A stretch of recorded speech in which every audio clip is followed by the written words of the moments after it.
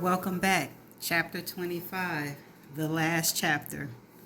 I dropped the letter to the floor. I gripped my stomach as a pain seared through it. She didn't do it? I don't want to believe anything I just read. I want to believe Verity is cruel and deserved what we did to her, but I'm not sure she did. Oh God, what if it's true?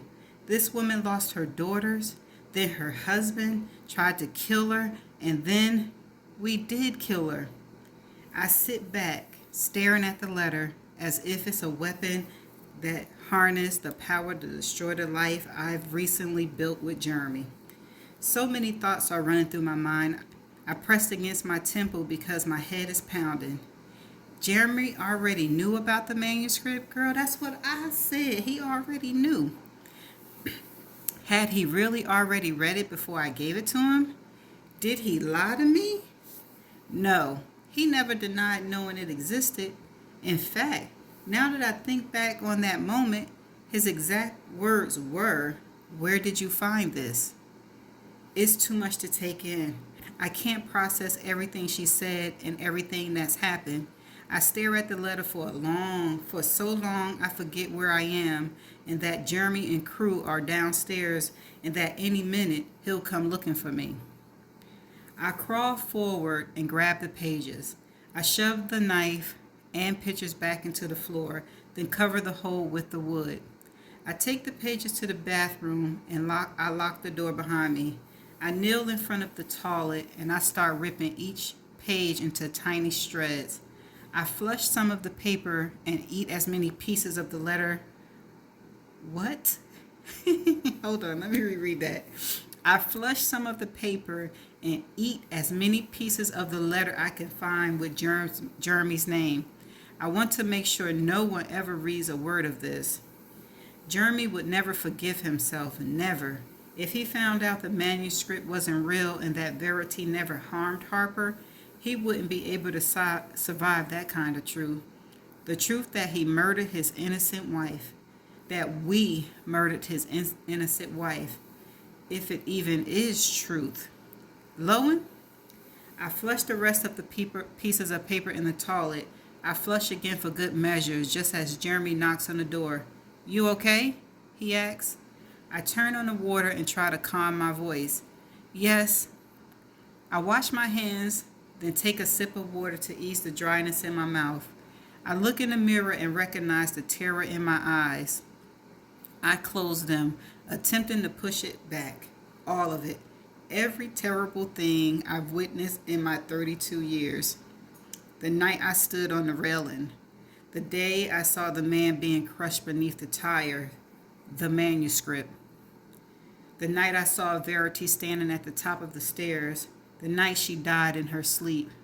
I push it all back. I swallow it like I swallowed her letter. I blow out a breath and then open the door and smile at Jeremy. He reaches up and runs a hand down the side of my head. You okay? I swallow my fear, my guilt, my sadness. I cover it all up with a convincing nod. I'm all right. Jeremy smiles. All right, he says quietly, threading his fingers through mine. Let's get out of here and never come back. He holds my hand throughout the house and doesn't let go until he opens my door and helps me into his Jeep. As we're driving away, I watch the house grow smaller in the rearview mirror until finally it disappears. Jeremy reaches across the seat and rubs my stomach. 10 more weeks. There's an excitement in his eyes, one I know I was able to put there, even after all he's been through. I brought light into his darkness, and I will continue to be that light, so he'll never be lost in the shadows of his past. He will never know what I know. I'll make certain of that. I will take this secret to my grave with me so Jeremy doesn't have to. I have no idea what to believe, so why put him through more anguish? Verity could have written that letter as a way to try and cover her tracks. It could have been another ploy of manipulating the situation and everyone involved. And even if Jeremy really was the reason for her wreck, I can't blame him. He believed Verity maliciously murdered his child. I can't even blame him for ultimately following through with her murder when he found out she had been deceiving him about her injuries. Any parent in his position would have done the same, should have done the same. We both believed in our heart that she was a threat to us. No matter which way I look at it, it's clear that Verity was a master at manipulating the truth. The only question that remains is, which truth was she manipulating? The end. Well, well, well, well, well. So, this is the end of the book. This book had me from beginning to end. I was wrapped up in it was her, man. I was like, yo, she evil. But then I was also thinking, as a mother, how could she be so jealous of her kids and want all of his attention? But then there are people out there like that. I mean, my emotions was going up and down throughout this whole book. And then I had a lot of questions. I'm like, why didn't he ask more questions? Like, yeah, about her injuries. Like, if she wasn't paralyzed, like, really? But that was a question, but that's neither here nor there. But then I was just like, lady, Lowen, you moving entirely too fast.